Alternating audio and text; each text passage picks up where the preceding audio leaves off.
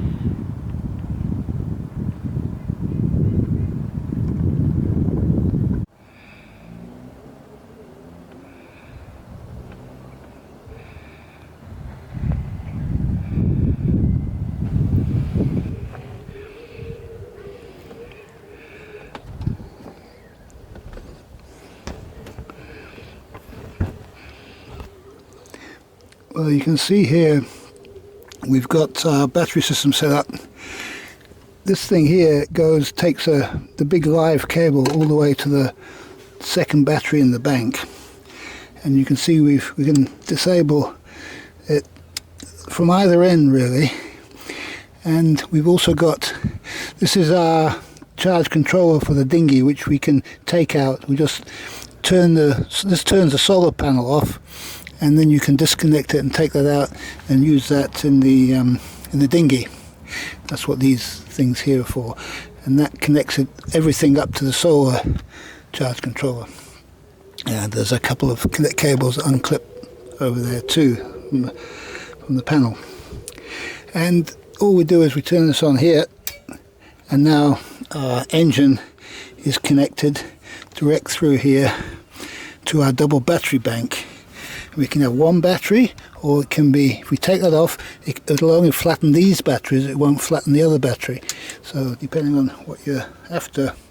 And then our motor here.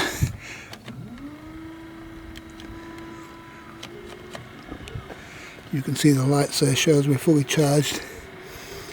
And yeah, the panels are charging, the battery's running, the motor's running, everything's going. And the reason I've been waiting was because now we have the tiller pilot. Tiller pilot is going to go on here, across to here, and the wire cable can come through in here now, and we're going to be able to connect now that I've put these in. Didn't have these before. Now I can easily connect another earth and another live on here for that. So that's straightforward. And then when we turn this off, see, it turns off. When we turn it off, it turns the tiller pilot and everything off. And if we want just our tiller pilot on, well, we just turn it on. Doesn't matter that it doesn't really draw any power with those lights. Those lights tell us how much we've got left, and the tiller pilot can then run.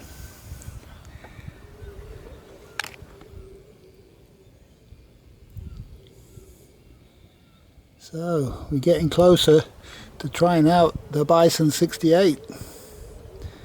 Won't that be a laugh? Here's the other end of it.